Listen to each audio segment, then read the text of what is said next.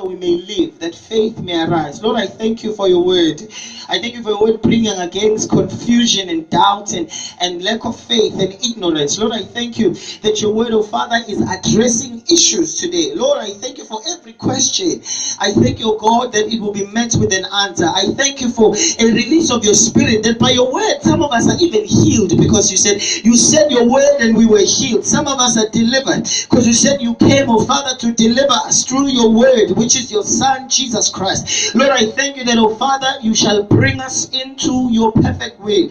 Bring us into your perfect grace. I thank you in the name of Jesus that let there be life in the text. Let there be life in the scripture. Let there be life in what you have said. Lord, I believe you today that, oh Father, uqalile umsebenzi uzophelelisa kuze kufike usuku lukaKristu. I thank you, Lord Jesus. In Jesus' name. Amen. Hallelujah. uPaul ukhuluma ngabantu ababili la. Mama uyifunda the whole chapter. I love this chapter mangikhuluma ngomusa kaNkulunkulu ngoba ibuyise ekutheni umusa lo uvela kanjani. Okay, let's define grace. What is grace? Grace is when uNkulunkulu noma umuntu, or it can be anyone, it is getting goodness, kindness, favor entweni ongayideserve. Amen. So grace is anti-salary. Khona abasebenza la ekhaya. I-salary ukuthi uyasebenza, maqeda lapho uyahola ngemisebenzi yakho. Angithi? That's why ubheka ne-salary yonke into ngoba ubheka ukuthi ungene kangakanani emsebenzini, maqeda lapho uyahola. Then i-bonus imali extra added. Ayihlangene nokuthi usebenzile or usebenzanga. Ayihlangene nokuthi uhlokile or uhlokanga. Amen. Now grace is that very bonus added kungena ukuthi kunento oyisebenzele empilweni yakho. Hallelujah. Now grace is that very thing. It gives us advance. It's an advance. Someone say advance. Grace is an advance entweni yokuthi akunamsebenzi owenzile. It's not a paycheck. There's no such work oyenzile kuze wena unike umusa kusinhlawulo. Akunanto embi oyenzile wena ekenza ukuthi uthole umusa kaNkulunkulu. Hallelujah. The grace of God is unlike a wage. A wage is something ukuthi I did something maqeda lapho. Okay. But grace is different from mercy. Somebody say mercy. Mercy. What is mercy? Mercy yilento ukuthi I did something wrong. So ngichontshile, ngihambile ngaya kugogo ngantshontsha. Then ugogo makafika kimi emhlabeni ukuthi umuntu makatshontshile lithi iBhayibheli umisela libanjiwe limele ukuhlawuliswa 4 times over lento ayibhadalile. In other words, it's going to jail. Mawuntshontsile uyahamba uyejele uyobhadla ejele. Mawubulele bayathatha nawo ngithi bakubulale. Now mercy is ukuthi ungahlawuliswa yona lento le embo yenzile. Uzongizwa. Hallelujah. So mercy means I have sinned. Sengibeka context abazalwane. I have sinned, but instead of God to punish me, God is fair. God is righteous. God is just. So uNkulunkulu fanele vela ahlawulise, fanele ubhadale ngenxa yokuthi uwonile. Amen. But what is mercy? Mercy is saying I put it aside. I overlook ububi bakho. I overlook the fact that melu ubhadale lento embo yenze melu uhlawuliswe. Then uNkulunkulu uyayithatha uyibeka eqeleni. But grace is akunanto yenzile and uNkulunkulu phezu kwalento akunanto yenzile ukuthi ngikuthande. In other words, ngiyakuthanda ngiyakufavor. Akunanto enhle yenzile kodwa ngokunika leyo bonus leyo. Okay. It's powerful. Hallelujah. So one of the things that many understanding in grace, ukuthi grace ayifani nemercy. Ayikho ekutheni kunento embi oyenzile eyenza ukuthi uNkulunkulu angakuthetheleli or angakubusisi or akudlulise. uNkulunkulu ukubusisa kugrace. Oh my God. Hayi ngemisebenzi yakho. Amen. Hallelujah. Amen. Hallelujah. Amen. So mercy is when God takes away the punishment. Grace is when God gives you the bonus. Hallelujah. Mercy takes away punishment. God is fair. uNkulunkulu isihogo sikhona because God is fair. Izulu nesihogo sikhona ngenxa yokuthi uNkulunkulu ubhadalisa abantu abenza izono ukuthi bayisihogweni. Nokuthi uNkulunkulu urewarda imisebenzi emihle ngezulu. Amen. Sakhumbula indaba kaLazaro ngithi ukuthi isicebi saya kuphi Hades. Ulandela imisebenzi wakhe. Then uLazaro waya eparadise ngemisebenzi yakhe ngithi. Hallelujah. Amen. So grace is when God gives you something over and above. Something good. Over and above ungayidezevanga. Amen. Okay. Now Paul uthini ke la? Uthi ngesono somuntu owedwa bonke babalelwa ukuthi bayizoni. And ayisho ukuthi aboba namagama labantu. Mara ngizosho manje. Then lithi ngesenzo sokulunga sendoda eyodwa. Okay, so khona indoda eyenza isono. Then khona enye eyenza ukuthi ngoba le ndoda yenza isono bonke babalelwa ukuthi bonile. Then kwaba nenye indoda yenza ukulunga. And bonke abantu abalandela kule ndoda yokulunga babalwa njengabantu abalungile. Amen. Hallelujah. Abubani lamadoda. Lithi iBhayibheli uAdam waba indoda yokuqala. Ngesono sika Adam sonke sazalelwe esonweni. In other words, sizalwa sinalento kaNkulunkulu ayisekho ngenxa yokubona kwaAdam. So nesana, people always ask this question: when someone is born and they die, do they go to hell? And that's a very painful question. But what I'm trying to say is, see, so ngesenzo esibi sendoda eyodwa sa inherita isono nenhlawulo yesono. Angithi siyakubona konke lokho kuyenzeka.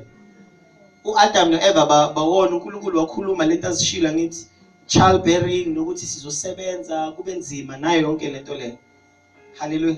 Ngizoshumayela manje ungawari. Hallelujah. Now, lithi iBhayibheli kwafika indoda ukuthi ngesenzo sayo esokulunga sonke sithole ukulunga ekuyigift. Hallelujah. Sonke sithole igift yokulunga nomusa kaNkulunkulu osenza ukuthi sinqobe empilweni. Now ubani le ndoda le? Le ndoda uJesu. Lithi iBhayibheli wazalwa emhlabeni waphila impilo yakhe yonke angenzi isono. Wanikela waba umhlatshelo owamkeleke kuNkulunkulu ukuthi ngaye sikwazi ukusindiswa. Amen.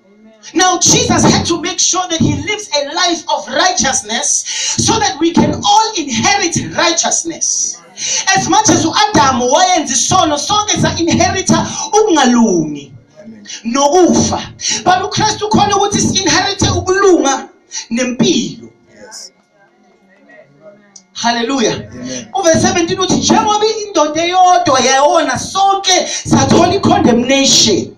Sonke sizelwe ukufa nokugula nazo zonke lezi zinto ezivele ngesono. So kuAdam sithola isono, mara kuJesu sithole umusa. Ngicela ukutshela ukuthi isono inheritance. Ayikho into yenzile wena ukuthi oh my God, u-inherit isono. God.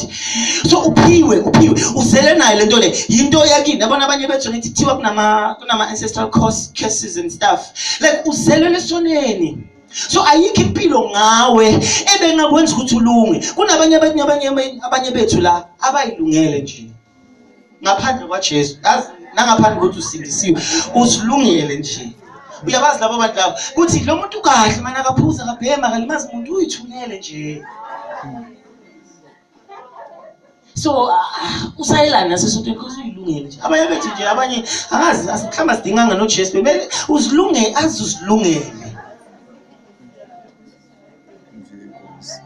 Hallelujah. Now labo bantu labo lithi iBhayibheli ukulunga kwabo isidwedwe kuNkulunkulu. Because awusilungeli wena. Ngicela ukusho namhla, it's not about what you do or what you don't, but it's about the grace of God. So ukulunga ku-standard kaNkulunkulu. Ungalunga wenze konke, mara mangeke ukwamukele ukulunga ungcolile njengabo bonke. Ngifuna ukukhuluma namhlanje ukuthi si-inheritile lento embi, sa-inherite lento enhle. So there's nothing enhle ebuya kithi. Ngifuna ukukhuluma ngale bonus ukuthi impilo, the Bible says impilo yokulunga siyithola masamkela uKristu. Now mawufuna ukuzilungela wena ngokwakho kungena Jesu vele uzosijaja ngoba uwozenzele. Uyabazi labantu abakwazi ukwenza yonke into right. Bahlezi ukuthi bangakwazi my God ukubhekelela abanye abantu.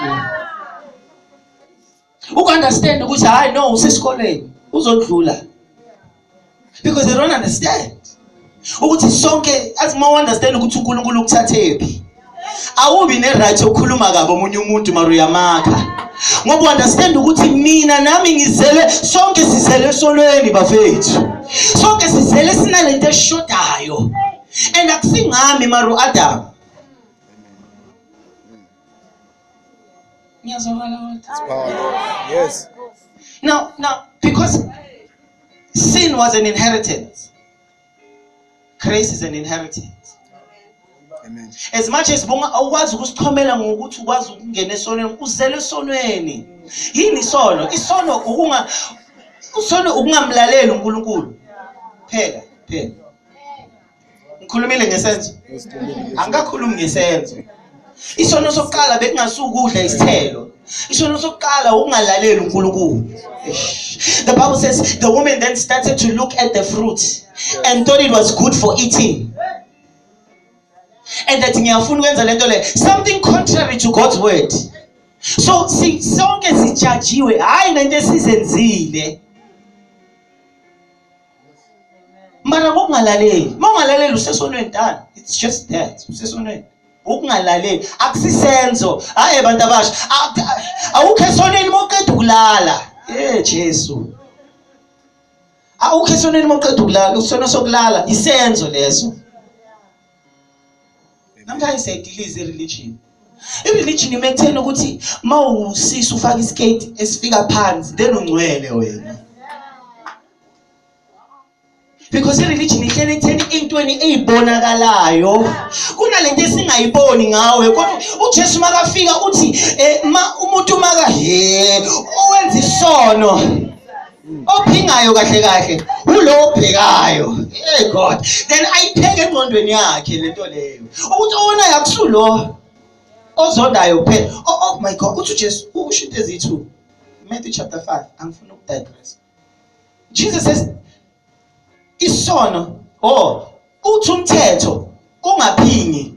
Then uJesu uthi kodwa mina ngithi obheka umuntu ngesono or ngelast uphingile. Lithi iBhayibheli aphinda asho ukuthi uthi umthetho ungabulali. Mara mina ngithi uma uthuka umfowenu so wonile wena. Then uthi ekuphuphumeni kwenhliziyo Matthew chapter 5 I think it's 17 nakhona uthi the ukuphuphuma kwenhliziyo or isosi yesono asikho esenzweni mara sisenhlizweni. Hallelujah. Asikho isenzo isithelo salento esenhlizweni yakho. So singeke ngoba thina singabantu senza into ebonakalayo sijaja isenzo singabheki kahle isosi yesenzo. Akusukuthi khani aqala ukudelela manje dala lento isenhlizweni yakhe sekaze wathola isibindi sokuthi ayenze. So masikhuza senzani sishaya isenzo asingeni ku root cause. Ireligion ishaya isenzo. Mawenze kabi siyakupanisha ngithi mawulovile siyakupanisha mawuprekile siyakupanisha whatever leyenzwayo la emasutweni. But kahle the source Jesus comes to deal with the source. Umusa loyo. Uma usubheka ukuthi akusiwo wenzile isono. So it's in your family. It's ngambe ngiyofa ke and die so that erase lento le ekwenza ukuthi uwone. Ukuthi ungasoni. Abekho abantu abakhululekile njengabazalwane. Ngoba umzalwane abantu abangaphandle chef. Lithi iBhayibheli bawona ngoba basenyameni vele. The Bible says inhliziyo zabo zivaliwe ngale ndlela ukuthi vele bacabanga ukubona kuze kwale. So abazenzi kahle kahle. Yilento engaphakathi uyisono. Thina sikhishiwe lapho. So mawona usindisiwe wona ngoba uthanda, wona ngoba ufuna. Awubanjwanga idimoni wena, awubanjwanga usathane wona ngoba uthanda. Ngoba uJesu ukhuluma, ngoba mawona usindisiwe, shuthi igazi kaJesu alisebenzi. I digress. Okay. Hallelujah. But what am I saying? Sin, righteousness is not an act, but it's an inheritance. Amen. Siqale nje lapho. Kuze sikwazi ukuthi mase richa kwabanye abantu, uwazi ukuthi lento ayenzayo uyenziswa ukuthi ngoba usesesonweni. Isona akusisenzo bazalwane. Ngizothini i-institution, into esisalelwe phezukwayo. As much as ukulunga nako kungasisenzo, i-institution sizalelwe makuKristu. Lithi iBhayibheli ingqondo yenzani iyaguquka ngithi uNkulunkulu ungena kusosia lento vele okuyiyo afuna ukudila ngayo. That's why sihlezi sithi vula inhliziyo yakho or let inhliziyo yakho because asijabulishwa ukuthi uyakhala or uyaqhuma or uyacula. Mara i-concern ukuthi kumele kube nensalelo enhlizweni yakho ukuthi nanoma usuphuma la lento isala ngaphakathi because uNkulunkulu akadili ngokuthi sokwazi ukugqoka wena usafaka ibruku if ibruku uyinkingi. Amen. Awusafaka ibruku wena sokusindisiwe mara kahle kahle sifuna ukuthi lensindi sikube into ohamba nayo nasekhaya. Amen. Ngiyazwakala kodwa. No, i-religion ngithi ngizama ukubheka ukuthi i-religion phela ukuthi kuthekafaka igate. Kuke kwaba nalento le edala futhi early 90s and late 90s nema 2000 ukuthi abazalwane bahambisa amajini bayowachachisa la bayenziswe ama-raw. Niyayazi lento le. Abantu bebakholwa ukuthi ngokuchatha ijini mfundisi sebayakholwa maya ngisaqoka ibru. Thank you Jesus. Ngoba sibheke entweni ebonakalayo. Okay. So grace is a bonus.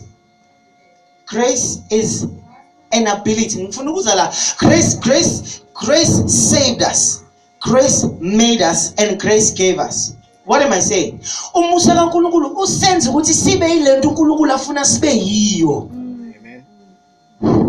As kune verse angeke sivule ngenxa yesikhathi lithi iBhayibheli kuRomans chapter 8 verse 28 that siyenziwe ukuthi siconform to the image of his likeness. Kahle kahle umusa kaNkulunkulu uwenze ukuthi wena ukwazi ukufana noJesu.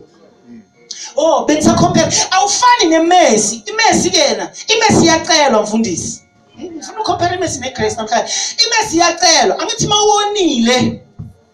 Oh my God.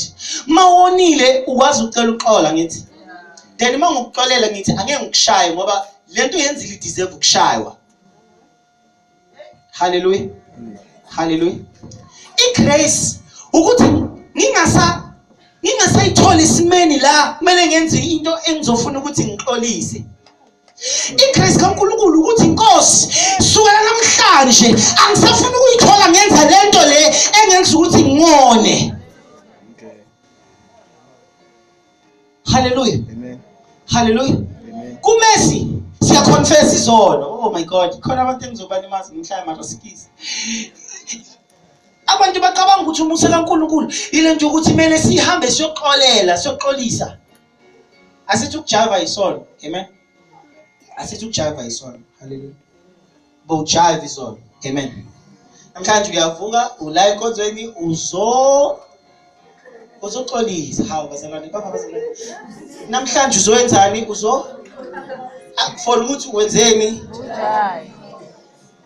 Then bayakhala mfundisi then bazalana then nawe uyazizoba benye izandla mfundisi ukuthi isono zakho ithethelelwe. Hallelujah. And that works. That used to work. The Bible says uNkulunkulu in the Old Testament Sizofunda Old Testament, New Testament. In the Old Testament, mawonile vele bawuza nemvu ezobhadalela lento. In other words, uNkulunkulu bekakutexa ukuthi mawonile kumele mina ngilahlekelwe ukuthi uNkulunkulu azongixolela. Now that used to work for a lot of people, especially the rich. Angithi how make obviously 10,000.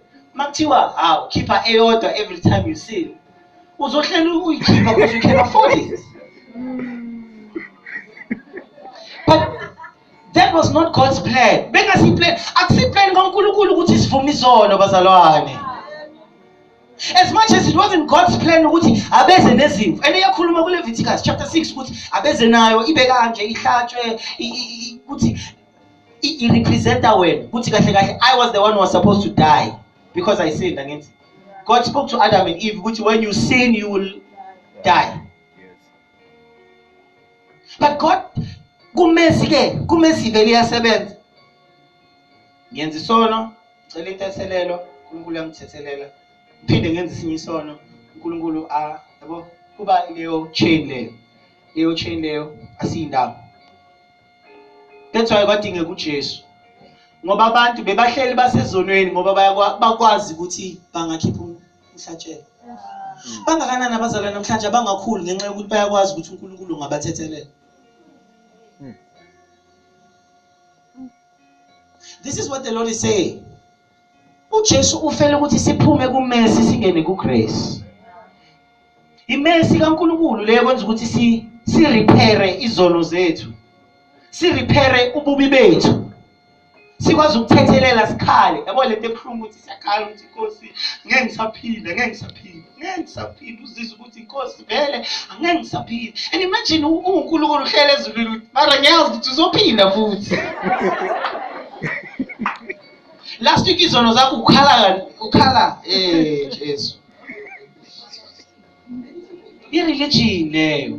And abazalwana abakhulu ngoba 10 years 20 years usahlushwa yileso sono lesisodwa. Mara uKristu akezange ukuthi sihlale esonweni. We need to graduate from mercy to grace.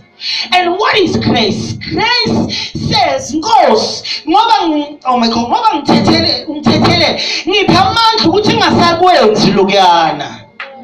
Ngipha amandla ukuthi ngiphile njengawe. Angathi utshiya wena uphile ubulungu. Ithi iBhayibheli ukulunga kwakhe kwasinika umusa. Cela sifunde ngesizulu. Nge-English ithi it gave us the abundant provision of grace that we may reign in life. Injalo iBhayibheli la ngibonele. Angathi akekho ufuna. Okay. Ngizocela iGrace ukufundisa. Thank you Jesus. Ngoba iGrace iyenza ukuthi senze lokho singakwazi ukwenza. Oh my God. Yes. Grace is an enablement. Yes. As long as you define grace is an enablement for us to do and be like Christ. Amen. It's like usually the word anointing. I think the word anointing just means grace because the anointing is the supernatural ability to do God's work. So mongagcotshwanga awukwazi ukwenza umsebenzi kaNkulunkulu.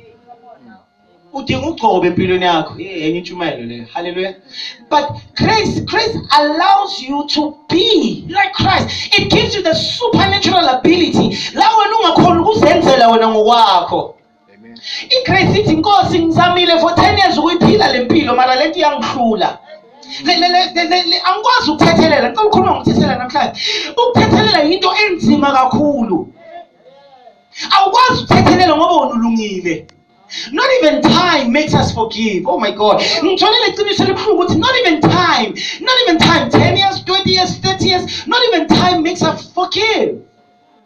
Ngoba sithethelela njengasezweni ukuthi ngiyamthethelela mara ngasangikhulumisi. Okay. Whereas uNkulunkulu usithethelele then wasihaka wathi singebakhe. Singcolile sinjalo. And uNkulunkulu usibizela ukuthi sithethelele ngalendlela yena enzeni. Hey God. But asikwazi ukuthethelela kanjalo. It's not humanly possible. You need grace. You need God to enable you to live the life that He wants you to live. Angithi uyophila ngaphakathi kuwe. So uyimela kuphi ikhono lokuthi uphile lempilo afuna ukuthi uyiphile. So grace is an enablement. It's the ability to do God's will. Ngoba kunezinto ezisenza ukuthi sirobe. Abanye bethu angikwazi ukutitha ngoba ngingumuntu. Ngidinga igrace ukuthi ngikwazi ukutitha. There's a grace ekwazi ukuthi sizofunda iverse. Bengifuna ukufunda la. But we don't have time. Sengizofunda nje. Verse 16. Amen. Here's the conference. Yabantu abasha. Hallelujah. Isipho verse 17. Thank you, sir. Jesus. Grace. Ngokuba uma ngesiphambukeko samuntu munye ukufa kwabusa ngalowo emunye ikakhulu abamukela ukuvama komusa nokuvama kwesipho sokulunga bayakubusa empilweni ngalowo emunye uKristu Jesu. Lithini bayakwenzani? Bayakubusa. Yini ukubusa bazalwane? Into enza amakhosi ngithi. Hallelujah. The Bible says umusa kaNkulunkulu kwenza ukuthi ubuyele esimeni sokuba inkosi. Ngicela ukukhuluma Genesis chapter 1 verse 28. uNkulunkulu wasibizela ukuthi multiply, dominate, rule the earth. But ngenxa yesenzo sika Adam salahlekelwa ubukhosi. Hallelujah. Ngomusa kaNkulunkulu uyasibuyisela emkhosini ukuthi wena uyinkosi. Akhulume ku1 Peter that you are a royal priesthood, a chosen generation, a special people, that you may declare the right, my God, that you may be the light in the world. You are a chosen generation. It is the grace of God that translates us from being slaves to being kings. Yes. Kumele ukubusa wena. Hamba ngalamandla owenziweni oniwe wona. Lamandla nawo amandla obukhosi bazalwane. Akusiwa amandla obuzalwane nje, uyinkosi wena. Hallelujah. Ngana mbeka ngitshela into epowerful izolo. And lo muntu akasingiswanga. I'm like, oh my God. Thiwa legama nkosikazi. Angithi khona unkosikazi. Singathi lokazi usho ukuthi umuntu wesimama ngithi. Mara legama ukazi ngesizulu lisho into enkulu. Uzongizwa. So inkosikazi inkosi enjani? Oh my God. I was like, hey, Jesus. Adalabaha. Kuna lento angithi Ndlovu. Okay. The Bible says, ibandla lini, oh my God, ibandla lini bazalwane liwumakoti kaKristu Jesu. So you are a queen, uyinkosikazi kaKristu when uphethe amandla ngoKristu Jesu. Amen. Ngiyazwakala kodwa. Igrace mana siyabantunyana yamakhosi. Ma understand ukuthi you are a royal priesthood, that you are set to reign. Aya esontweni bazalwane. Asibizelwanga ukuthi sibuse esontweni. Sibuzela ukuthi sibuse kuphi empilweni. Hallelujah. Yonke into ongakwazi ukuyibusa empilweni yakho namhlanje maphamisa isandla yamkela ngegama likaJesu ukuthi uyabusa phezu kwayo. Yazi beyidelela for years, but by the grace of God today, you are able to reign over it today. Yes. Hallelujah. Whatever beyicekela phansi namhlanje uyabusa ngegama likaJesu. Ngomusa kaNkulunkulu kupha my God, it gives you the power to reign. Ngikhuluma nesifo, ngikhuluma nokuswela, ngikhuluma ngezinto ezikwenza ukuthi ungakwazi kuphela, ngikhuluma ngepast yakho ekulebule yakwenza ukuthi wena uhlale kulesono kuso. The Bible says siphiwe ukuthi sikwazi ukubusa empilweni ngesipho somusa nangesipho sokulunga. Cela shele uJesu sana.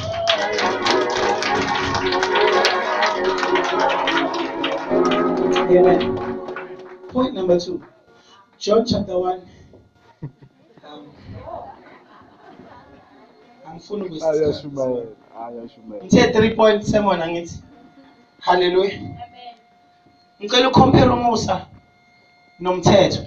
Usually people do this, but I'm very short. Nje ngibe concise. Manje siyabonga uthini? Umusa we-Old Testament awufani nomusa we-New Testament. Umusa nibike kanjani lento? Okay, ngicela ushemba kwami. Umusa isivumelano esisha. Umusa isivumelano esisha. The word testament means covenant, means isivumelano. So iBhayibheli lakho lihlukanise into two parts, angithi. There's the first or the Old Testament, and there's the New or the Second Testament. Hallelujah. Now, kunendlela uNkulunkulu beka nomusa ngayo in the First Testament. Indaba yeblessing ilapho kahle kahle. Iblessing angithi kuthiwa mawutshala uzovuna. Mawenza kahle. Mawenza kahle kuthini iBhayibheli? Ngizokuphizwe lonke angithi. Usho kanjalo ukuthi Deuteronomy ubala nama blessings nama curses. Mawuzofunda ekhaya bhala Deuteronomy chapter 28. Ibhala the blessings and the curses. And kahle kahle ama blessings akuthiwa ama blessings. So blessings happen to good people. And curses happen to bad people. That was the Old Testament. The Old Testament bekukunjalo. Mhlambe nasempilweni sisho kanjalo ngithi ukuthi mawenza kahle okuhle kuyakulandela, mawenza kabi ukubi kuyakulandela. Hallelujah. So uNkulunkulu bekaphi grace kwabantu abalungile. We hear people like David and Moses and Noah and all these other people nje. Labantu abakuthiwa bebaphila kahle. The Bible says in fact bekangekho umuntu olunge njengo Noah. Thank you Jesus. Hallelujah. Hallelujah. So, grace in the Old Testament is not like grace in the New Testament. Grace in the Old Testament was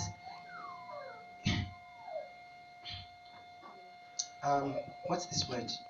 Grace in the Old Testament was a reward, yes. And a reward implies work. Hallelujah. Grace in the New Testament is a benefit. Akunamsebenzi owenzile ukuthi wamkele umusa kaNkulunkulu. Oh my God. We don't have time. But ngicela sifunde sifike John chapter 1 verse 16 and 17. And of his fullness we have all received grace for grace. For the law was given through Moses, but grace and truth came through Jesus Christ. Hallelujah. Ujesu. Oh my God, I don't have time. But into engizama ukuyisho la ukuthi uMoses wenza le testament elidala, the covenant, the old covenant, and Jesus came with a new covenant. In the old covenant, you needed to work to do things. So to get the benefit, angithi ngishilo ukuthi reward angithi, and uma ku reward mele wenzeni? Mele usebenze. Amen. Hence the 10 commandments. Wenza kahle ngiyakubusisa. Isibusiso sifika ngokwenza kahle kwakho. Now in the New Testament through Christ, grace is an advance. It's a benefit. It's not by works. So siyamkela ngokuthi kukhona osebenzile. In the New Testament khona osebenzile akusuwe kodwa kukhona osebenzile. Hallelujah. Osebenzile ubani uJesu. Jesus did all the work. Jesus, the Bible says, uwenze izwi perfectly. Uhlule no Moses. Moses died because demhlulile yona lemithetho eze ngaye.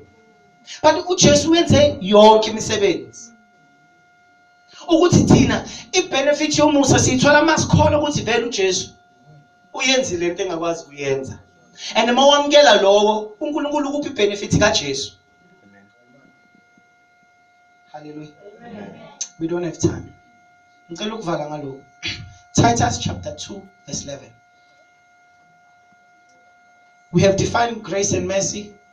We've defined the fact that grace is a work of faith. So because when I was kwenza njengoKristu, umele ukhole ukuthi yena ukwenzile, then uzakuye ukuthi yena akwenze lento ayiyo. Hallelujah. Angikwazi ukuthethelela, angikwazi ukuhlala ngaphuzi, angikwazi ukuhlala ngenzini, mara engizamile lento yangihlula. So kuKristu uthi ngikholelwa ukuthi yena uyinqobile. Oh my God. Hebrews chapter 4 lithi iBhayibheli uJesu walingwa ngazo zonke indlela bazalwane. Zonke indlela nena zange one. Lithi iBhayibheli ungumpristi onesympathy. Oh my God, I need so much more time. But there's no problem. Bless the Lord. Hallelujah. uJesu sibheka uJesu. Asithi fana nomfundisi. Asithi fana nomama sesotweni. Fana noJesu. Then mufana noJesu ukwazi ukuthola umusa ukwenza lezi zinto uJesu azenzile. And iplan kaNkulunkulu ngempilo yethu ukuthi siphile lempilo uJesu ayifuna ngathi. Sitholile T2 chapter 2 verse 11. Cela ukuthi la ngifundele please. Ngiyavala ngegama lika Jesu. Okay. Singiyavala. For the grace of God that brings salvation has appeared to all men. Yes. Teaching us that. Oh, verse 12. Oh, verse 12. Verse 12. Yes, ma'am. Teaching us that denying ungodliness and worldly lust, we should live soberly, righteously, and godly in the present age. Amen. Ukhona lona version ethi grace tells us to say no. Cela leyo version ukhona. Is it Good News? Is it NIV? Mama yakho yini King James? Cela leyo version ethi grace says we must the word no. No to ungodliness. Yes, ma'am. For the grace of God that brings salvation has appeared to all men. Yes. It teaches us to say no to ungodliness and worldly passion, and to live self-control, upright, and godly lives in the present age. Ngiyabonga ma. A lot of people bakhuluma against thina ama grace preachers. Apparently I'm a grace preacher. Mina ngishumela izwi kaNkulunkulu. Hallelujah. Nokuthiwa nina nithi umusa kaNkulunkulu niyenza ukuthi people say grace is a license to sin. Ilento esishilo ngithi ukuthi abantu bakholelwa ukuthi abantu abathi siphila ngomusa kaNkulunkulu sho ukuthi kumele senze isono ngoba siyazi uNkulunkulu uzosithethelela. Akuthi sishilo namhlanje ukuthi akusi grace leyo imercy. Abantu aba-abuse imercy. You cannot abuse grace. Amen. You can only abuse mercy. Because uNkulunkulu vele unomusa, unesihawu. Ngicela ukusho isihawu. Isihawu ukuthi uhawukele umuntu angithi then mase uhawukele umuntu ukuthi awumpunish ngaleyo ndlela leyo. Hallelujah. You can never abuse grace because grace is Jesus Christ. Grace was abused first on the cross. Ukuthi sikwazi ukuphila njengaye. Amen. Ngicela ungisize sekuthi ngizoqeda. Amen. Amen. Hallelujah. Grace causes us. You can never abuse grace. Grace is not a doctrine essence which is yes all the time. Yes to sin, yes to doubt, yes to lust, yes to the flesh and all these things. But on the contrary, grace causes us to say no. Hallelujah. Hallelujah. Lapho inyama yami ingibuyisela kule mpilo engiyibhebe ngiyiphila. Oh my God. Lapho inyama yami ingibuyisela kule nto abantu abangenze yona. Lapho inyama yami ithi ungakhohlwa abantu bayaxolela mara ungakhohlwa. Lapho inyama yami ingibuyisela emuva ukuthi ngibe yilento leyo uNkulunkulu athi engasabi yiyo. Hallelujah. But grace causes us to say no. No is the most powerful word. Ngoba ikwenza ukuthi ukwazi ukubuyisa into emuva. Ukuthi I understand ukuthi uNkulunkulu ungifundisile. Hallelujah. Cela ama strings. Grace allows us to say no. No to ungodliness. No to sin. Ngoba awukwazi ukuthi no ngokwakho ngoba isono bazalwane simnandi. Abafundisi bayasikhohlisa abasitshela ukuthi vele isono simnandi bazalwane. Isono it causes a pleasure. Inyama yakho iba lithi iBhayibheli amanzi atshontshiwe kanjani konje? Amnandi. Yes, ikhona vele. Hallelujah. Hallelujah. That's why you need to die. Umuntu ofila akawezwa amakhaza. Jesus. Umuntu ofila akawezwa amakhaza. The Bible says kuKristu we die to self. Kunezinto ongakwazi ukuzizwa. Hayi ngoba sowungcwele, manje uthola umusa. Okwenza ukuthi ufe ngoba uKristu wafela wena. Mawukhola wena lithi iBhayibheli sibethelwa naye. Sibethela isono nempilo yesono. Hallelujah. So grace is an ability. Grace enables us, above all things, to say no to our previous life. Above all things, to say no to what we used to do, how we used to live, what we used to say. Kutshintsha ukugqoka, kutshintsha ukukhuluma. Hayi ngoba kumthetho wasesontweni, mana kuyumusa kaNkulunkulu. Usizwela malezi izinto asesemnandi ngaleyo ndlela leyo. Umusa kaNkulunkulu. Itshintsha ukukhuluma, itshintsha ukwenza, itshintsha ukuphila, umusa.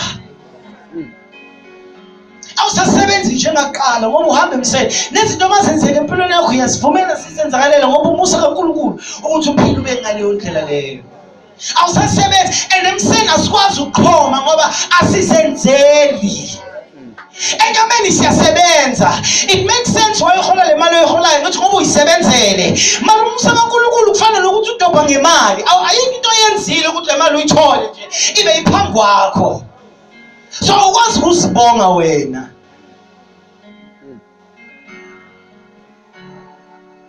So we need to graduate from the law. We need to graduate from the law. Sengivala. Funa ukusho le parable. Bekunalo mfana bekafuna ibhayisikili. Le bicycle afuna ibhayisikili. So kiba bengakafuni ukumthengela once off. But ngane yami ngizokupha imali every month ukuthi uyibeke that after isikhathi esingaka izoba enough uzowenzani uthenga ibhayisikili. Now lo mfana bamnika i100 yokuqala mhlawumbe neyesi2 ayithatha le mali ayibeke neyesi3 kwaya ngabo maJune July kibo kwangabi nesinkwa ngelinye ilanga. Wabona ukuthi ngcono hayi man ngcono ngithathe le mali ngithengise. Thatha imali ngithengise ngithola change ebeka kwaba nesidingo mhlambe esinye endlini ukuthi kushoda amatamati yaza nokushoda amatamati angakhulumanga nomama wakhe nobaba wakhe wayithatha leyo mali leyo ngoba bona kulungile ngithi kwaba lama expense waloku eza man kwaba ne service esikolweni instead of ucela imali yabona i-service fundraising day bathi uzani nemali engaka ubona ukuthi kibo ngathi abanayo man ngcono ngithathe le mali ubona ukuthi ekhaya yabona bangaboni ukuthi hamba kahle. By the end of the year wayithola ngasena mali sebamnike i100 yokugcina ukuthi nayi ke yokugibela hamba uthenga ibhayisikili. Makabheka isikhwameni uthola ukuthi imali ayikho. And there was so mama ke wakwata ukuthi kodwa ngikunikile imali. Ngikunikile ukuthi kunalento omele uyithole ngayo le mali. Le mali le ukuthi ukwazi ukuthenga ibhayisikili ukuthi uyayifuna ibhayisikili yebo manje ngiyafuna ibhayisikili. Kodwa kube nezinto ezenzakalayo phakathi nonyaka. Bengithi yabona leyo nto leyo. So because of that umntana zange sayithola ibhayisikili. NgoDisemba ke abanye mabathola amabhayisikili wabo yena zange ayithola ibhayisikili. What am I saying today? The grace of God is for a divine purpose. Abanye bethu sisasele ku mess. Sisabhizi nezolo bazalwane.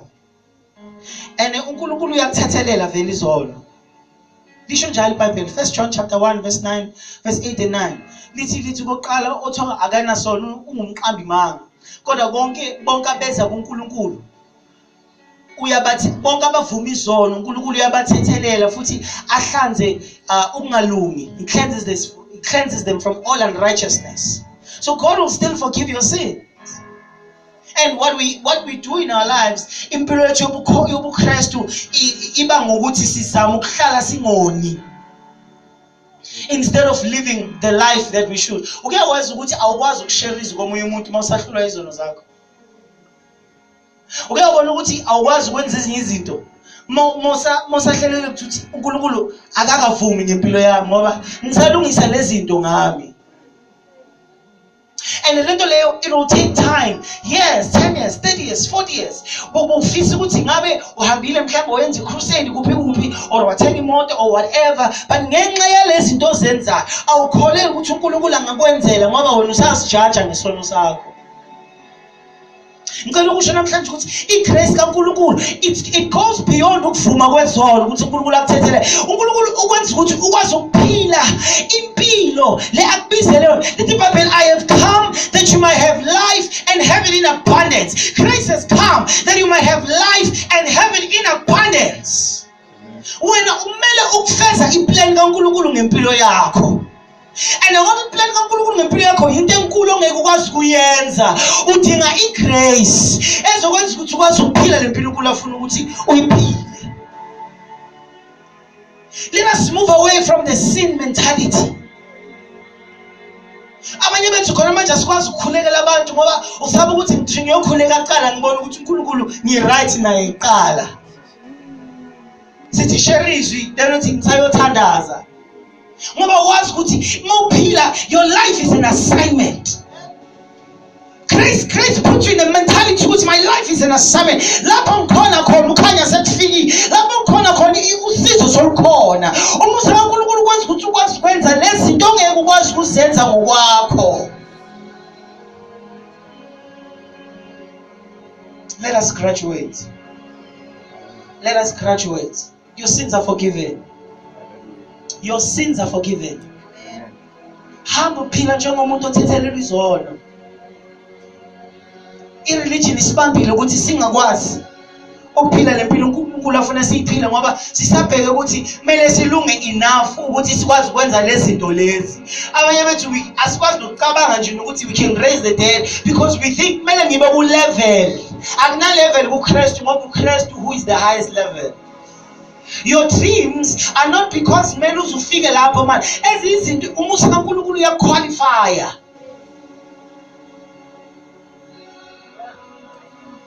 Hallelujah. Hallelujah. Tell us share which is